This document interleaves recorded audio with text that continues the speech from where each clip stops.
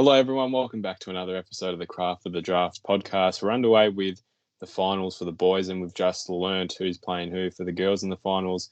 As usual, I'm one of your co-hosts, Nathan Seppi, joined by my other co-host, Jonty Ralph Smith. Jonty, back end of the season, some important games to be played. How was your weekend? Weekend was really good. Started my weekend at Frankston. It was the under-17s girls showcase game, and I thought there were a lot of talent leaguers and players in general who were able to really showcase their weapons. The type of day it was a really warm day, not like what you usually get down at Frankston. And yeah, there was a lot of impressive performances. And then on the Sunday, got to see a boys double header. So a couple of do or die clashes with Gippsland getting up against Dandenong, and then Oakley being too good for Northern. So lots to unpack there. I know you had a big weekend yourself going out to Ballarat, and you saw some good footy.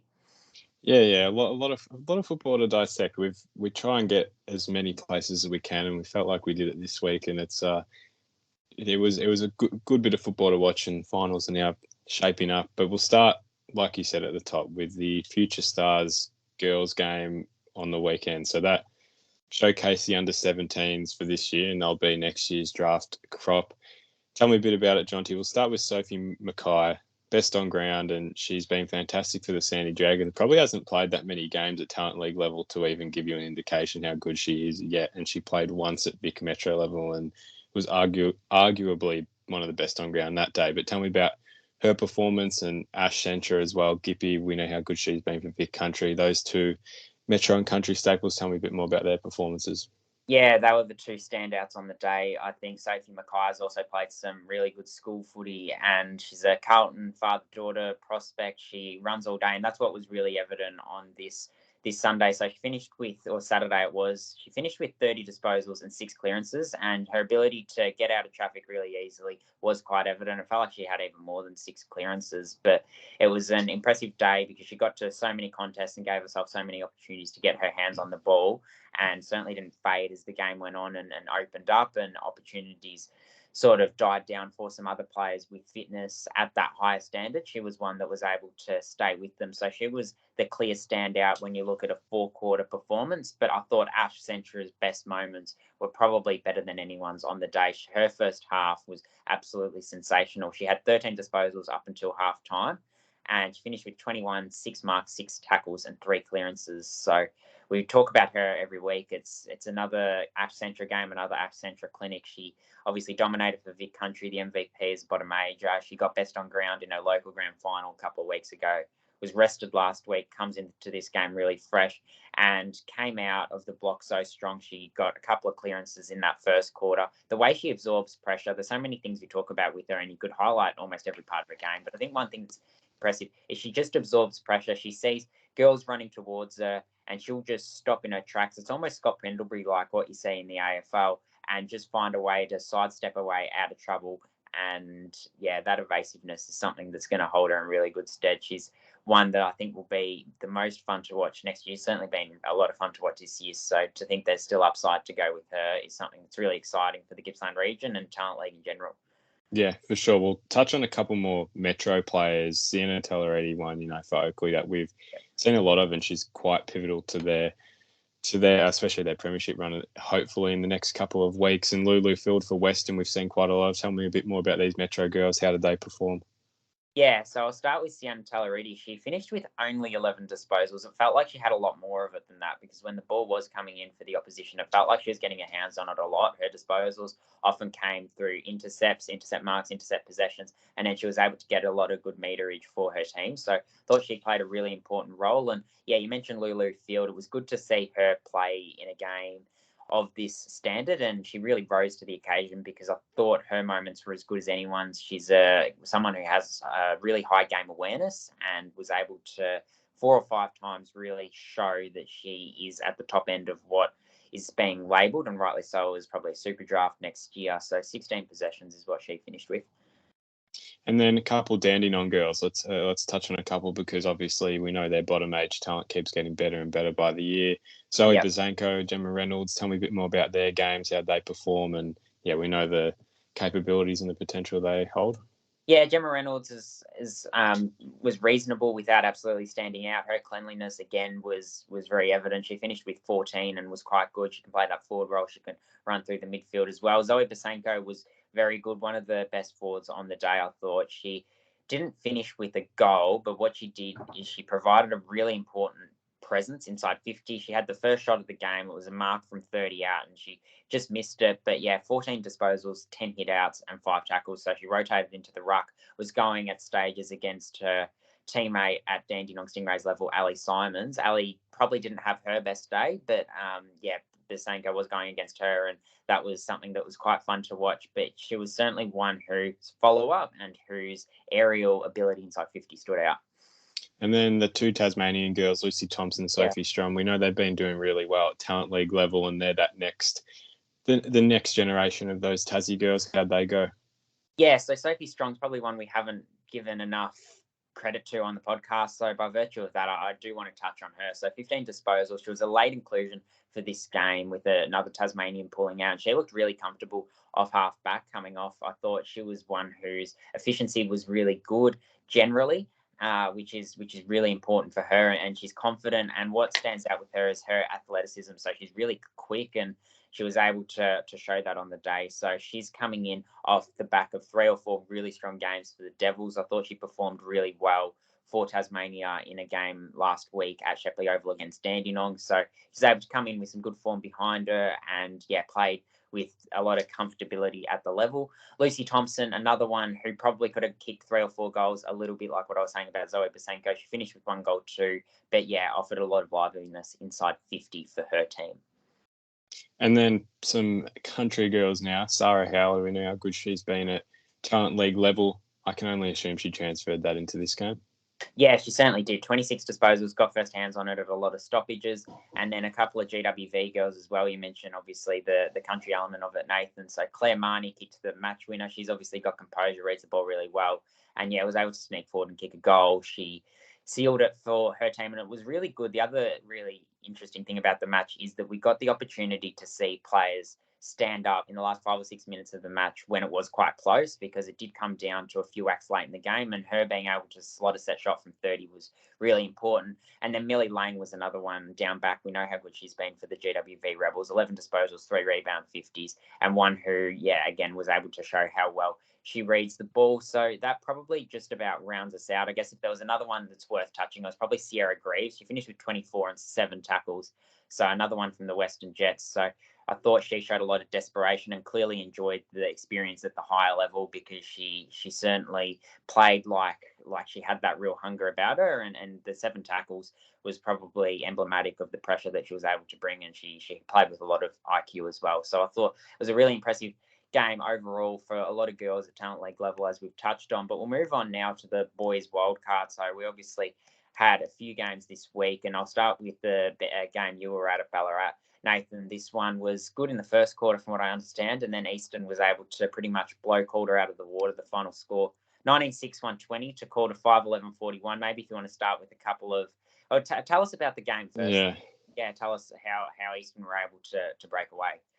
Well, it was disappointing in terms of what it should have been, because, I mean, we look back 2 months ago and Calder actually beat Easton by 40 points. So it's quite incredible to think what Easton did. The first quarter, tough, contested. Calder were getting a bit more of the momentum through the corridor, and then sort of Easton changed that up, stopped their ball movement, and was so dominant and really tough around the contest. And I think I messaged you after the game. They were 19-6, which is just so accurate. And at one point, I think they were 14-1, if I'm not mistaken, but they were definitely very accurate up to point. They only had 9 more scoring shots and won by 79 points. So it was just that's extremely dominant. It's such a shame for Calder to go out on that note, because such a talented, promising young list, and obviously they'll have next year and to keep performing to their level. But they had such good moments, so it's a shame they don't make it through, because they weren't the highest loser.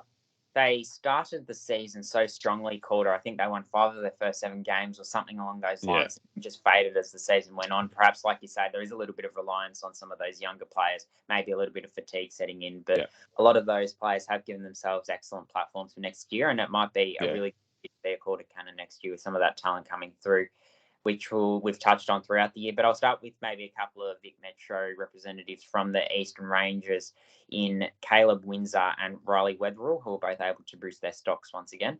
How'd they go? Yeah. Wins are fantastic, and he was very limited in the first quarter by Jaden Ewan, who he had a great first quarter himself. He was just struggling to get his hands on the ball, but after quarter time, his impact was pivotal to why Easton were just so far on top. His movement around the footy, just his work rate as well was exceptional. Just those little efforts to chase that loose ball and put pressure on were just the things that stood out besides the normal things he does with his run and carry on the win and his movement inside 50. He was terrific, and it just probably the second clear standard, I feel like. And I'll move to Riley Weatherall, who we've talked about in the last couple of weeks as well, that had quite a Metro series, but I think he's been extremely good since Metro's finished, and I feel like there has been a lot of pressure on him to perform well, because if you don't do it at the champs level, then often you need to perform well on the back end of the season. But he kicked 4 goals and just really good body work and positioning inside 50. I mean, the ball movement inside 50 was just so well presented for them that they got every opportunity they could. And I thought someone who complimented him so well, and that I'd message you and I thought, I reckon this bloke is the most reliable player in the whole talent league, Isaac Tanzimat. I mean, he's been on the score sheet every time this year, but one game, which I can't remember which game that is, but 4 goals again this weekend. He's, and he doesn't get the attention as well because he hasn't been talked about as a top draft prospect. So he's not getting the attention, and he does it every week. So in terms of Easton going far this year, he's one that just keeps standing up, keeps doing his job. One you love, Christian Moraes, 2 goals, 27 touches, just really classy as well. One that helps win the momentum in that second quarter and move the ball forward, and kicked 2 really nice goals, actually, just really nice moving forward. And it's always good when you're a midfielder and you can get on the score sheet. And then Cooper Trembath, like you mentioned before, he was really good. I thought he was super strong, held his ground really well. He's playing on the big ruck for Calder at full forward. So had a pretty tough job, but he was really good in the end. Great pressure and just took some good contested marks. So he was really good. And then the Calder perspective, it was their bottom ages that stood out. And there was a lot of bottom ages that were on show in this game, I feel like. But Noah Scott, love what I've seen from him this year. I think he's got a big platform to work with next year. Amin Naeem was really good. Jaden Ewan as usual. And then Pat said gone on the scoreboard with 2 goals. And he's one that viewers on our social said that he will have a big finals campaign, which they only got 1 round, but still a good game nonetheless. So that's the wrap up from that one. Yeah, so the quarter forwards and the Eastern forwards, I do want to touch back on Riley Weatherall, and there's probably been a bit of talk that he needs to stand up and show that he can be that focal point inside 50. And you talked about his body work, which I found really interesting. Do you feel like he was that real barometer for them inside 50? He obviously kicked the 4 goals. Was he that player that was able to really lift them to the win and put the team on his back, did you feel like? Yeah, I thought that's one way to put it. He was definitely, again, with Tansman, he was reliable. And it wasn't the body work necessarily like that contested 1-on-1, but it was that body work to push off and make that space. And something that was just so needed when they were struggling in transition, especially that first quarter Eastern. It was pretty sloppy, the entries, and no real directive. And it was relying on the smalls to really pounce on a loose ball. And I mean, Nick Watson didn't really have much impact on that game. And then that's a great thing for Eastern, I feel like, to take any reliance off him. He didn't really have, I think he kicked 1 goal, but he was pretty quiet for most of it. And it was just the smart things for Weatherall. It was being a smart forward rather than just put it up in the air and let me have a go at it, just making a lead. And he was great. He was good to watch, and he's been doing that the last couple of weeks. Certainly, and when you think about the fact that Eastern have Riley Weatherall, Isaac Tanzimat, like you say, Nick Watson, who you think at some stage in our series will have a big bag in him. Liam George has brought back in really good form at every level. They've got a lot of avenues to goal, and obviously we've talked a lot about their midfield. So a lot of likeable traits to think they could get to prelim final week, or certainly win at least. Final. We'll move on to the Sandy Western game now. Sandy winning this one pretty comprehensively, as expected, 20-11-131 to Western 11-11-77. And again, a couple of players were able to kick some big bags in Archer May and Luke Lloyd. If you want to start with those, and how was Sandy able to get the ascendancy that they did get? Yeah, well, it was a result we probably expected. The difference in depth was pretty big in the end. And Riley Sanders took the piss out there in the best way possible. It was just, he was insane. And Levi Ashcroft was really good. I mean, this game was killed off by halftime, really. But yeah, Archer May, Luke Lloyd, the two big forwards that presented really well and did their job so well. Probably Archer May, he kicked 4 up to half time and didn't actually kick one for the second half, which didn't really need to. The game was iced by that point. But it's just really good. His contested work's been standing out, week in, week out. And he pretty much nearly won the game off his boot last week in that last quarter for Sandy. But it was just a bit too inaccurate late. But he's shown he's got some big time attributes about him. He can do it when it's really needed. And Luke Lloyd's been really good as well. He's one that is a bit unexpected in that forward line to be as dominant as he is, but it was probably his work as well. He's pushing up the ground and he presents higher up and moves the ball forward. And then his work rate to get back inside 50 and kick a few goals. And he's been really good. So both ended with 4 and they've both been really terrific. And then you've got Kalshadir in that mix that had a bit of a quieter game, but we know he can present at times. So that was really, everyone was good for Sandy in a type of win like that. Everyone's playing their role really, really well. I'll touch on a few Western boys. I'll start with the two 16-year-olds that got their inclusion this week, Tom Burden and... Was it Tom Burden? Yes. Tom Burden. Yeah. Yes, both the Toms. And Tom McGuan, they both got their first games on the weekend. Burden had played a better game. He was pretty good, did some really nice things in that first quarter as well. His vision inside 50, all the boys got around him after that, and it led to a goal.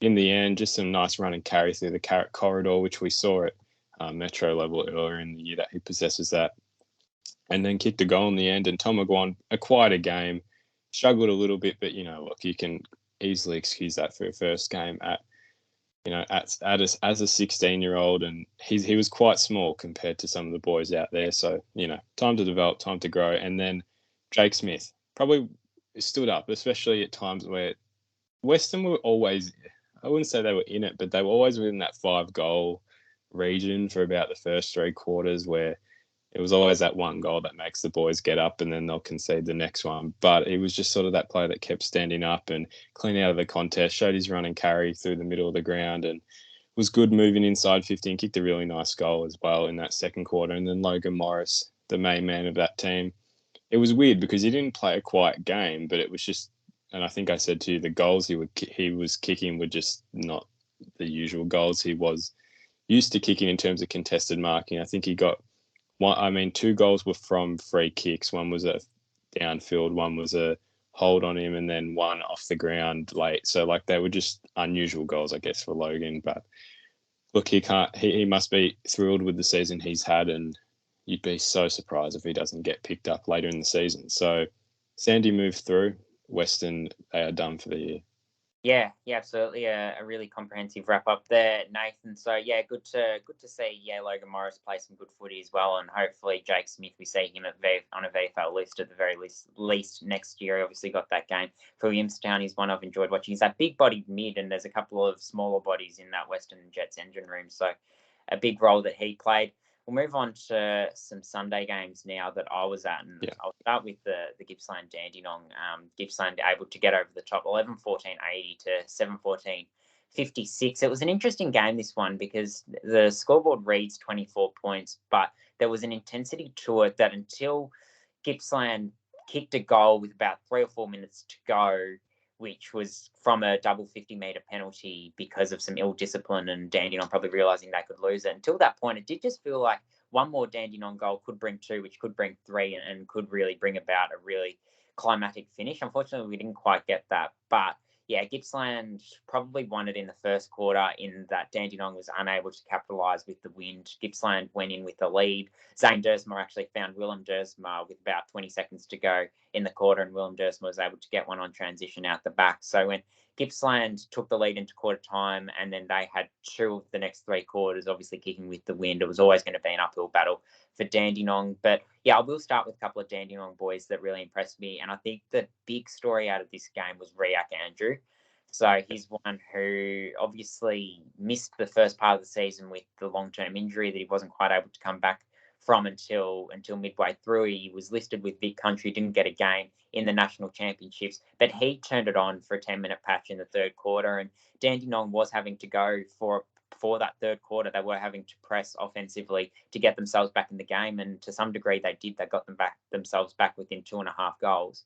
And he was one who ensured that when they were going and when they were running forward, you so often see that teams can then turn it over and then concede goals on turnover because they are running forward and they don't have any accountability out the back. He was one they put a lot of responsibility on to ensure he was the last man standing in defence and was able to repel some of those forward entries that were coming in quickly when they were turning it over. And he took 4 intercept marks in that 10-minute patch. Also laid a big tackle, and he was credited overall with 7 marks, all of them being intercepts, the Dandenong Stingrays are saying, and 6 tackles. So a huge game from him overall. And he probably could have taken 11 or 12 because he was in the right position with Kobe Ship 3 or 4 times and let Kobe take the mark, but he was right there as well. So it would be great if we got to see him just one more time, see if he could back it up. Obviously, like we say, he had the delayed start to the season. Perhaps he's just hitting his straps now. Obviously, a raw prospect and a lot of upside, a lot still to work on with him. But yeah, it's as well as I've seen him play. So it was good to see that from Riak Andrew. Kobe Ship, like I say, he was also really good from a Dandenong perspective, repelled a lot of Gippsland forward entries. Billy Wilson and Harry DeMatti are both good as usual. And Cooper Simpson, I've talked a lot about this year. There's 2 things I want to bring up this week about Cooper Simpson. Obviously, we'll talk about his ability to be very defensively accountable, he's physical. But one thing, I've watched Dandenong in each of the last 3 weeks, and in each of those weeks, I reckon he's got 2 shots. So I reckon 6 or 7 across the 3 weeks, 6 or 7 shots on goal where he presents when a teammate has a shot from 45, 50 metres out, and he's always on the move. He's always looking to receive it. Sometimes he receives it, sometimes he doesn't. I reckon 6 or 7 times he has received it, and then they've got an easier shot at goal. So he's always thinking, he's always trying to get that easier shot for his team, and he's very aware. He's got a high IQ as a footballer. So that was something that stood out.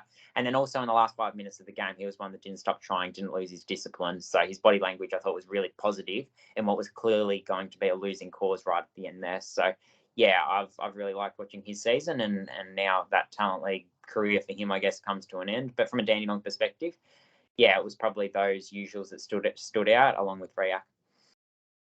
And then Gippy, who was down. I mean, Lockie Smith is one as well that we've sort of talked about. How did he go? And yeah, big upset. This was the upset I called as well. So I'm glad Gippy got through. But who's standing up for them? Because this is a pretty big run for them, especially to knock off Dandenong as well. Can they go further? Yeah, so I'll start with Lockie. So Lockie Smith, 25 hit-outs and 20 disposals. And we talk about the fact that he's got an uncanny way of getting his hands on the footy. And a lot of rucks do that through follow-up at stoppage, and they're able to use their big, brutish frame. He's obviously got that big, combative frame that allows him to get those disposals in that way. But what's also impressive is in transition, when they're moving the ball quickly, he's somehow always getting his hands on the footy as well. So he's always positioning himself in the corridor or in those dangerous positions. He knows where to be to ensure that he will get his hands on the footy. And yeah, he dominated the ruck contest. So really good game from him. And you talk about, can they go further? Can they cause some more upsets? I think being a country team, it's all starting to come together for them late in the season. We know they've obviously got a lot of talent, and it's 6 or 7 of those top end guys, whether it be under 16 Vic country players last year or under 18 Vic country players this year. There's a lot of players of varying ages who are standing up and playing really well. And I think we're starting to really see that their top end is really good, and their depth, it doesn't drop off as much as some of the other teams that we talk about. We've talked, I think, about Calder being a little bit reliant on a few players, a few of those bottom age players. The Gippsland doesn't really have a line that's particularly weak. They've got players on every line. So I think they are one that could sneakily find their way through to a prelim or a grand final. Based on what I saw on the weekend, it was quite impressive. But yeah, it's a good time to be a Gippslander, because I've also got Xavier Lindsay to come back. He didn't play on the weekend, and that gave the opportunity for some others around stoppage to really stand up after he's been the main man probably in there this season, or certainly the second half of this season. Lane Ward was probably the one, and to be fair, and Harry Scott, but Lane Ward was one who got 30 touches. He kicks on the run really well. It's obviously a difficult skill to execute. You often see players kick it off the side of their boot or on the instep when they're kicking on the run, but when he does burst away, he is able to hit his targets, and he gets to a lot of contests. So that really stood out. And the probably best on ground from a Gippsland perspective was Chu Jath. So he's been talked about as that bolter this year, obviously the brother of Chunkworth Jath at Hawthorn. He finished with 29 disposals. He reads the game really well in defence, and he provides a lot of drive out of the back half, makes really good decisions. So thought it was a really impressive game overall from Gippsland. Jasper Orja, another one who did some nice things, and Zane Dersma did what Zane Dersma does, 3 goals. And we're talking a lot. Let's move through the 2 games we didn't see, but we'll talk about what we know about. GWV Murray, I'll throw to you on this one. Rebels got up convincingly in this one, 17-19, 121 to 7-6, 48 for Murray. Just tell me a bit about that, Jonty. Who were the standouts for Rebels? I mean, yeah, convincing winners on the day. Yeah, convincing winners. I think both clubs agree that it was a game where the GWV midfielders were able to really win it at the source, and that was what allowed them to get the ascendancy on the scoreboard. George Stevens led that 29 disposals. Some others that stood up. Lockie Charleston, 4 goals, 3. Gets to so many contests inside 50, which served him so well. So 38 shots on goal in the last 4 weeks. Jonty Fall, who's one you've talked a lot about in the last couple of weeks, getting into some really good form. He's leading really well, and his overhead marking has been really strong. Another that finished with 4 goals, 3. And then Harry Charleston and Flynn Penry, a couple of bottom ages who played really strong games off half-back and in the ruck, respectively. From a Murray perspective, there probably wasn't a lot of positives from this game, and by the club's admission as well. Oscar Ryan's probably one who finished the year really strongly. He's gone through the midfield and obviously has that national combine invite. But probably, to be fair, it doesn't serve them a lot if they were to get those extra couple of games. The bottom ages might have got some more experience, but Phoenix Gothard's one that's faded late in the season. We already know what Connor O'Sullivan is capable of doing. Darcy Wilson as well, and Kobe James has shown a little bit, but probably hasn't been at his best lately either. So they probably don't lose a hell of a lot by not getting that extra game or 2. Whereas you look at Dandenong, and someone like Riak Andrew would have really flourished with that extra game. But yeah, convincing win overall by the GWV Rebels. And then I'll touch on the Geelong Bendigo game. Geelong, this was the second week in a row these 2 teams played. Geelong got up pretty much in the similar margin as well, 12-7, 79 to 9, 761. And I'll touch on some Geelong boys that we haven't heard as much about so far, but River Stevens, father-son of Anthony Stevens, who played for North Melbourne. He's kicked 3 goals in the last 2 weeks, and he's one that the Falcons are very big on, and what he's got and what he's going to offer in the future. But very good one-on-one, just protects the space really well, really clean, and just great pace inside forward 50. So he's just one that has slotted in really nicely to this Geelong team and taken pressure off Tom Anastasopoulos, who's had sort of up and down weeks, but he's played his role really well and really consistently. And yeah, the pressure's been on him in terms of who the defenders are looking to target. So you've got blokes like River Stevens who are kicking goals. They haven't got the attention on them, so a good avenue for Geelong. Xavier Ivicic been performing really well. These are bottom ages for the Falcons, and Tobin Murray's one that I know you've loved watching, and Geelong feel like he's very underrated still, and that he hasn't got the attention he should be, and he's performing really well lately. Just his work rate and his ability to compete one-on-one. He's been able to go forward, hit the scoreboard, really fantastic. And then Joe Pike, we know, who had a pretty poor championships in terms of what he could have offered, but he's been really good since the champs have ended, slotted in really well and worked on his craft, much more aggressive around the contest and in around the stoppages as well. He's been much better, so one to keep a watch out on there. And Bendigo, shame for their season to end so early. We know Harley, we thought could have come back in, maybe have caused a bit of an upset, but wasn't to be for them, and Hugh Byrne got on the scoreboard, which was good to see. So some good signs for Bendigo, but we'll touch a bit more on them in a couple more episodes when we review a couple more of the teams. But we'll touch on the last game for the boys, and we'll move to the girls and then preview their finals. But Northern and Oakley, Jonty, this was the one that if there was to be an upset in terms of seedings, this was going to be it, and it was. Oakley 18-15, 123 defeated Northern 11-3, 69. So Oakley were the lowest team to go through, and Northern become the highest ranked loser to go through. So they are not out of finals, Northern. But yeah, Oakley, take it away, Jonty. Big performance. Yeah, so what won it for Oakley? I guess it was probably their top end talent really standing up, and Kynan Brown led that in the midfield. So 25 touches and 5 goals, 2. It's as dominant a midfield performance as I've seen all year. We know how slippery he is in the contest, and he was able to show that once again. Got involved in a lot of scores. It wasn't just the 5 goals. He was able to set up some other goals as well. So a really impressive game from him. And Billy Hicks was one who was able to really tear the game away from Northern in that second quarter. He kicked 3 goals. Didn't look like losing his one-on-one contest. So we know he's sort of faded after having that really strong first month of the season, probably averaging a couple of goals a game. But he put himself in the hot spot and was able to, beat his defender consistently. Finished with 4 goals. Finn O'Sullivan and Jagger Smith did what they have done every week. They remain ultra consistent for the Oakley Chargers. And then just another I want to touch on, he finished with 6 marks and probably didn't have the game that he has in some others, but Charlie Richardson. So he's one who gets really high up the ground and offers them that true centre half forward position, offers them that target and plays that link player. And he's a long straight kick as well. So we've talked a little bit about him. Obviously had that strong under-17s game a couple of weeks ago and had my eye on him a little bit. Really liked what I saw from him. From a Northern perspective, Christian Ferranato was one in the first quarter when they were at their best that was performing really well, kicked a couple of goals early, including one from 50 that was really impressive. So we know you've talked about him a lot, Nathan. You're a massive fan of his, and he's one who's got that state combine invite.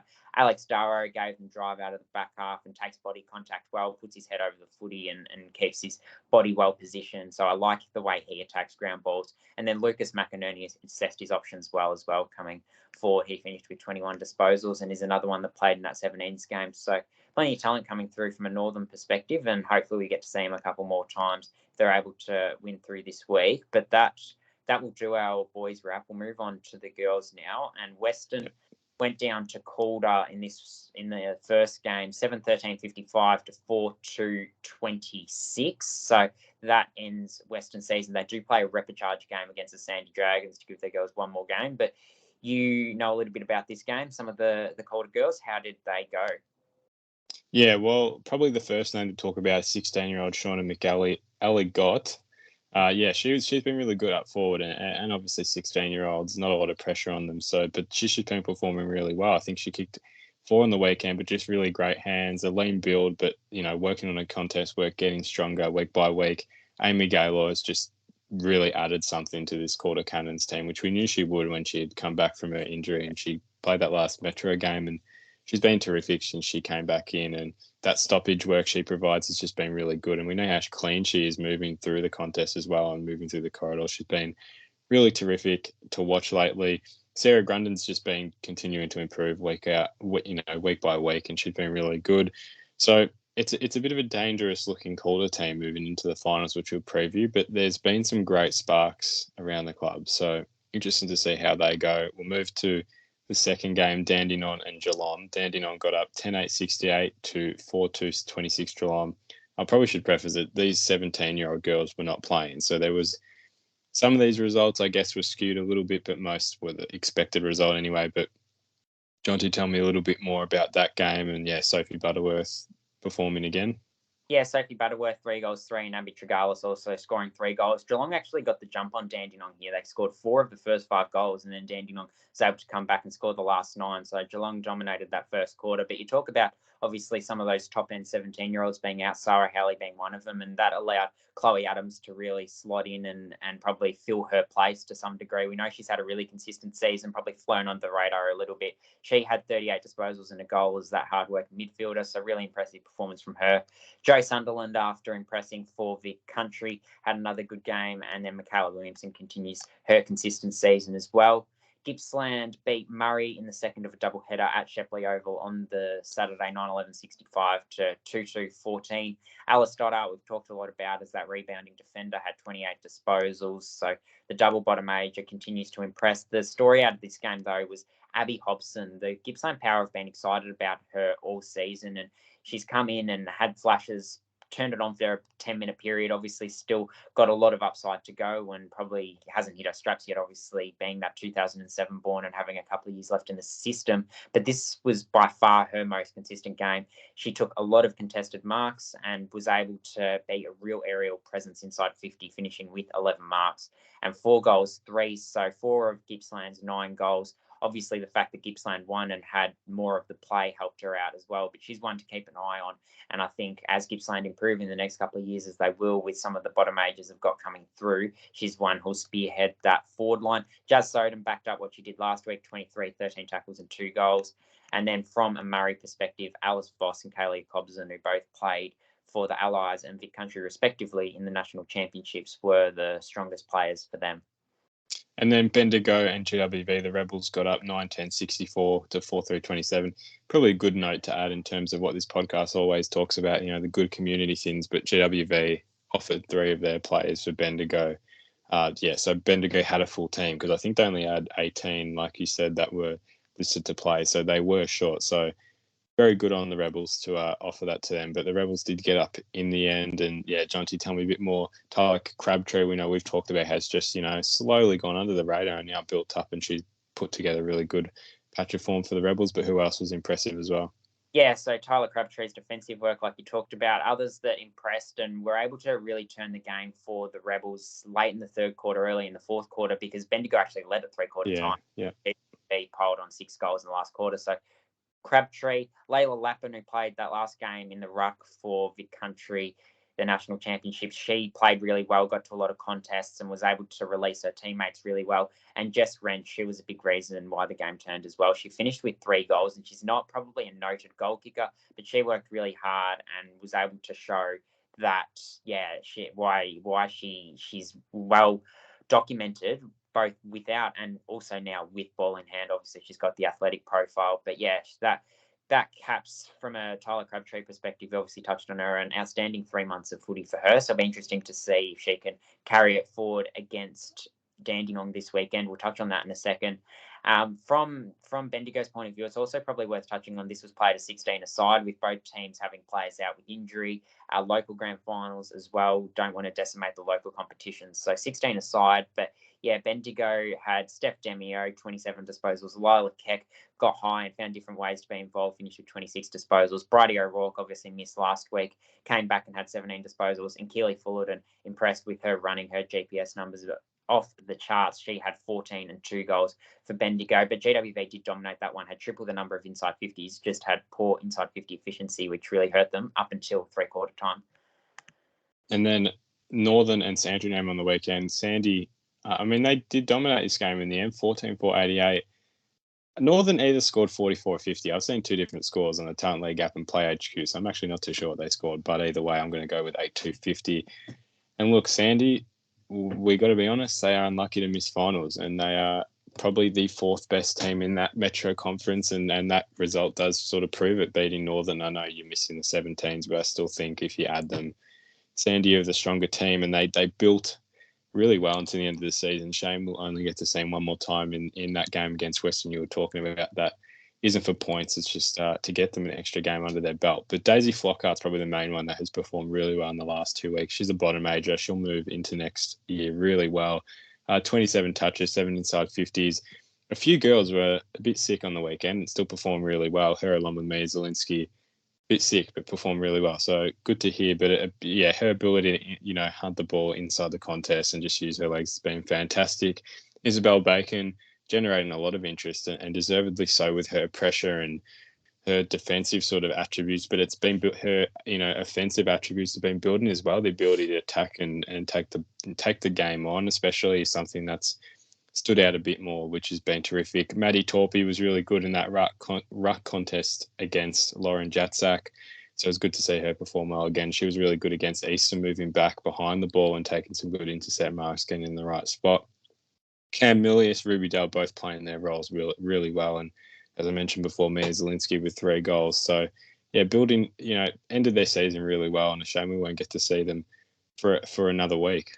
Yeah, absolutely. And then just to finish off on the reviews, this one obviously highly billed, but missing a couple of their stars were Eastern and Oakley, and Eastern therefore able to get the job done 11-7-73 to 3-6-24. Oakley probably more hurt by the players they were missing in terms of how they structure up. They're probably more reliant on those bottom ages that are at the top end. But just a bit of news from an Eastern perspective. We mentioned it last week, but we weren't exactly sure on the severity. But Jacinta Hose has done her ACL on her other knee. So tragic news for her and for the whole Eastern Rangers outfit. But she only got to play about 1.5 games back. So hopefully she does still find her way onto an AFLW list, because she does have plenty to offer, and it's obviously going to be a development project. But hopefully it doesn't put clubs off too much, because it is in the other knee. It's not a matter of a repeat incident in one knee.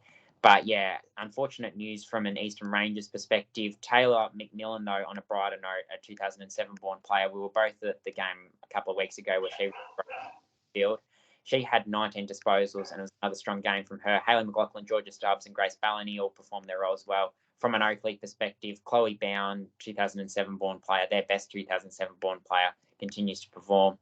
23 disposals, a goal and 7 tackles. And then Gemma Ragoni and Maggie Marnie both played well as well, continued their seasons. Well, yeah, that wraps up the girls' season in terms of home and away. I'll go through the ladders quickly to finish them off. So Eastern won the minor premiership by beating Oakley. So that game was for the minor premiership in the end. So Eastern take the number 1 seed in the Metro Conference. Oakley in second in the Metro Conference. Calder and Northern tied on 32 points, but Calder third on percentage. Sandy on 20 points and Western on 8. So that's the Metro Conference. Dandenong won the Vic Country Conference by 2 games on 40 points.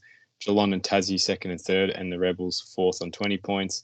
Gippy, Bendigo and Murray all sit outside that finals contention. But now let's look ahead to the girls' quarterfinals and preview them in a bit of depth and give our tips. So we'll start with the 2 Metro games. So it's first v fourth, second v third for Metro and Country conferences, and then the next week will be the top Metro versus second Country, and then vice versa. And that's how. So 3 weeks of girls' finals. Eastern v Northern, Port Melbourne, Saturday at 12:25 p.m. I'll be at both these Metro finals on the weekend. I don't think Northern just have the depth to compete. Really, that's just the honest thoughts with this game. And we know how powerful Eastern can be, and we saw it on Sunday. They beat an Oakley team, and we know they were losing players, but to do it that dominantly, Oakley is still talented. So yeah, and Northern haven't been coming in with the best form, especially losing to a team who's not going to make finals. Probably isn't the best way to go into finals. I'd have to say Eastern get this done pretty convincingly, and I'm saying 40 to 50 point win in this one. Yeah, and I'd agree with that. I think that Coach Ash Close has the most talented list at his disposal in the talent league. So yeah. Eastern will get it done pretty convincingly just with that and that alone. We saw a couple of weeks ago, Eastern only really turned it on for a 10-minute patch against Sandringham, and that was enough to get the win. So you say that Northern are coming in off a loss to Sandringham, and I guess it's worth touching on the fact that Eastern were only probably a couple of minutes away. If the game goes an extra couple of minutes, they could easily be coming in off a loss to Sandringham as well, obviously, last week. But Sandringham are a strong team, so I don't think you can read too much into that, but I do think that, Eastern have just got too much talent on every line. They've got Grace Baba, who's accountable defensively. She'll be looking to bounce back. It was a little bit quiet this week in that 17s game, gives them a lot of bounce out of the back line. In the midfield, Laura Stone just adds so much. So hopefully she's able to put a strong performance forward. And then in the forward line, they've got a lot of targets as well who are able to score goals. So I think that Eastern will be far too strong in this one. Yes, well, and then we move to second v third in Metro, which is Oakley and Calder. Again, Port Melbourne, Saturdays is the first game. There's actually 3 games at Port Melbourne on Saturdays. Is at 10:15 a.m. This will be I'm very split now. I feel like Oakley should win this based off what we've seen, but I think you cannot underestimate Calder at the same time with the talent they have. It'll be really interesting, especially that midfield battle when you chuck in Kaylee Cav, Amy Gaylor, Chloe Baker-West, Jade McClay, a couple 16s that have just performed so well. Amy Trindade as well. You got Ali Spegan in that mix. There's some very good names in that Calder team that, look, if there's any upset this week, it would probably have to be this one. Now, I probably would still lean towards Oakley because you just look at the depth and the talent. They've probably just got their system more together. And I think Calder, they've shown that at times. I think it's whether it will come together on the weekend. Yeah, I'm a bit split. As part of me just feels like this could somehow be the upset if Oakley do not turn up and, if they think it's just going to happen, which I don't think they will. I'm going to say Oakley by about 2 goals. I think it'll be very close. Yeah, I think this will be the biggest margin of games on the weekend. I think Oakley will get this done by about 10 goals based on I just think that you hear, there's the old saying that finals, and it's different at talent league level. Obviously, the talent golf can be a little bit different, but I think you hear the saying finals are won by your bottom 5 players, not your top 6 players. So even if you guys have their top 6 players performing well. I think that Oakley's bottom end players are just too good, because I think Calder are too reliant on those top players to carry them. I don't think they have the depth below those players that you mentioned to play. Whereas I look at Oakley, I think you could name 6 or 7 of those top end players that are born this year and next year. And then you look at someone like a Chloe Bown from 2007, who has been performing week in, week out. And, in some ways could probably be seen as being in that bottom 5, because she's, a little bit younger. It is later in the season, but she does just continue to perform. I also think Oakley have got the strongest system of any team in the talent, and they've shown that for a number of weeks now, and they've rebounded from the break generally pretty well. Obviously, they had that disappointing loss on the weekend, but from all reports, they handled that break quite well. So I think that Oakley will be far too strong in this one and assert themselves as premiership favourites. There you go. Big call in your own there. Dandenong and GWV on the Sunday. You'll be at this one, double header at Shepley. This is the second game. This is first v fourth. Yeah, I think this will be pretty similar to Eastern Northern. I think this will be 10 goals plus. I think that, the gap's pretty big between Dandenong and the Rebels. So, I don't really think there's much more to say about it. It's just depth is going to be the big killer here.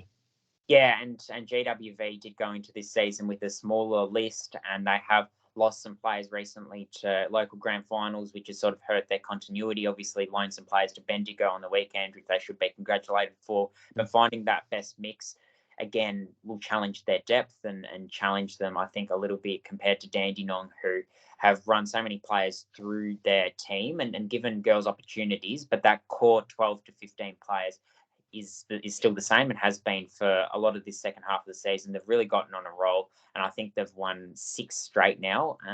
They were really good leading up to the community break. Looked like they lost a little bit of touch against Tassie a couple of weeks ago, but then was able to turn it on for the last quarter or so and was able to get the win. And then obviously on the weekend they had that strong win. So Dandenong will be too good in this one. And then the second game, Geelong v Tasmania. The first game at Shepley, 11 o'clock.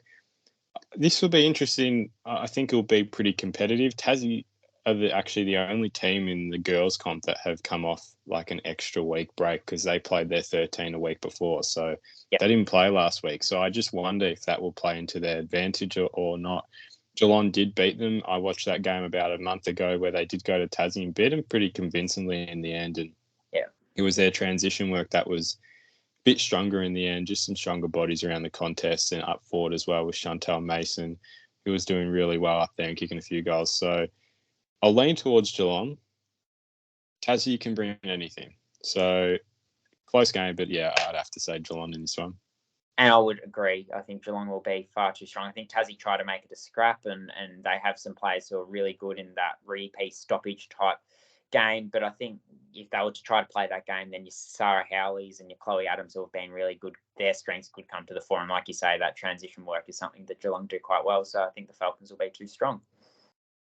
Well, I swear it's about the third week in a row we've tipped the same girls' teams week in, week out. But the boys' tips, I've gone up by 1 now. I reckon the whole year I've been leading, but that Gippy game was the one that's got me the advantage now. I tipped that upset, but I'm sure, and I put money on it, will end in a draw come the end of the season. But we'll touch on the boys' quarterfinals. We're not going to go into too much detail. We're just going to give our tips. We will see 3 out of 4 of these games. I'll be in Geelong on Sunday to watch the first and fourth quarterfinals, but we'll start with Sandy and Northern. This is first v the highest ranked loser, which was Northern. Northern only beat Sandy a couple of weeks ago, and it was very convincing. Obviously, different teams, so you have to take that into account. Northern, you talked about without Nat Caddy, is a bit of a different prospect. Not sure if we'll see him in this game. We see him in this game. He was just missing through concussion in the last one. So, I'm this. And I said this, GMHBA is a weird one because none of these teams have ever played there. We know the dimensions are a bit odd, and I thought if there's any team this does not favour, it's probably Sandy, because they do get caught, in transition with abuse through the corridor, really. That's where they struggle at times, and this is probably the ground you can do it at. Mm-hmm. I just wonder if this will play into, one team's hands better than the other, and if one team will struggle. Sandy should get it done. They shouldn't. They're coming off a really big win. I'd be surprised if they do go down, so I have to say Sandy. Yeah, they'll be coming in high on confidence. And again, I think it's that top-end talent whose pressure will come to the fore and whose weapons will really really stand out in this one. So Sandy as well. Second quarter final, Eastern and Oakley. So Oakley moved to the third highest ranked. So this is a really big clash. You wouldn't this is a big clash for a quarter final purely because Oakley finished so low and they're probably not ranked as low as what they did finish in the end. Eastern have blown me away how good they've been because I was not very optimistic on them sort of in the back end. I thought they just sort of didn't click very well, but they have clicked now. And so have Oakley. This will be real. I think the loser, this is two teams that probably should be featured in a preliminary final, how well they're going. Oh, look, we know some people at Oakley don't like when we tip against them. So I got to be careful here. No, look, you know what? I'll just tip Oakley for the upset in this because I'm assuming you're going to go with Eastern. Yeah, I think so. I think both teams, Oakley obviously have won their last three now. It's the first time they've won back-to-back games all season. So they've really hit their straps at the right time. They've peaked when they've needed to. And they've had, some difficulty when it comes to continuity. They've had a different coach in pre-season. Jason Davenport obviously went up to GWS, and congratulations to him. Paul Griffiths coming in late. They had Tarkin Lockyer coaching them on the weekend. So they've had some difficulty, but clearly they've got the talent there to turn it on. And we saw a lot of them turn it on as well on Sunday. So, yeah, it will be interesting. But I think Eastern probably had that flick switch a little bit earlier in the season. It was that loss to Western. I think things sort of changed halfway through the season for them. And I think when they flick that switch, I think they are just a little bit of a better side, and they've just got a little bit more talent on every line. Again, I've talked about it with the girls a little bit, but I think they're less reliant on that top 10 to 12, and I think their bottom 7 or 8 is just that little bit better. So I will go with Eastern. Yeah, smaller ground as well. This might be a pretty high-scoring game in the end, but we'll see how that one turns out. Tassie and Gippsland on the Saturday at 10:30. This is at Highgate in Craigieburn. One you'll be at, Jonty. Yeah. Again, this is just sort of the question: can Gippsland cause another upset? And it's hard to say. I think if you can shut down Tassie's forward line, you give yourself quite a good chance. That's probably the main one because we know with Ollington in there at the moment with Leake, they've just been dominating inside forward 50. I don't think we'll see McKercher if sort of what we've read is being right in terms of he won't be featuring. So that's a big loss, which puts more reliance on your likes of Tom Beaumont. So it'll be interesting to see who lines up for Tassie. I'm going to do it again. Gippsland win. Another upset. Yeah, and I'm going to say Tassie. I just think all the momentum's with them. They've obviously had the week off, and I just, maybe it's a romantic in me, but I'd love to see Tassie go all the way in a season where AFL license this year as well. And just looking forward to seeing what Bo Nash can do in a final. Again, you talk about, some of those better players in the midfield standing up. Tom Beaumont is probably built for finals with the way he is physicality-wise, but Bo Nash is probably that third or fourth player in the engine room. He gets his hands on the ball a lot, so he's one to keep an eye out for as well. And I'd love to see Geordie Payne after that state combine invite has impressed me the last couple of weeks as well. From I've seen and heard. So the Devils will be too good in this one. Yeah. And then the last quarterfinal, GWV and Geelong, GMHBA. So Geelong get a home final as the away team in a sense, although they don't play at GMHBA, but in terms of the geographical location. But, I mean, obviously I'm tipping GWV. They're my premiership favourites. But, yeah, I guess the ground I'm not as confident now with the type of ground. I just don't know if this will suit one team or the other, or if it will just sort of bring about a different type of game. You'd think GWV have the wood over Geelong, 2-0 this season. They've beaten them twice. Two different teams in both games, to be fair, but they have won twice. Yeah, I mean, GWV should win this, but I wouldn't, this is probably another upset game in terms of it could go either way in the end. But looking forward to this one, but Rebels for me. Yeah, so am I. I'm looking forward to it as well. I think there's a lot of forwards to keep an eye on. You've talked about River Stevens in this podcast. Tom Anastasopoulos has, performed very well, particularly early in the season, and then GWV, Lockie Charleston's in some white hot form. You've got Jonty Fall, who's been performing well as well. So really interesting to see that. But I think that the Rebels will be too strong here as well. Yeah. Well, then that wraps up a big podcast game. But look, we're going to try and get as much info out with some big games coming up. Next week, we will literally just be reviewing the boys' quarterfinals and the girls' quarterfinals. There are no other extra games from now till the end of the season as far as we're aware of. So thank you all for watching. Make sure to follow our socials for some extra content, especially the girls' content. We released our Vic Metro and Vic Country analysis videos, which should be on our YouTube channels or coming up very soon. if you listen to this on the Wednesday night. But thank you all for watching. Make sure to follow us, and we'll see you in the next episode.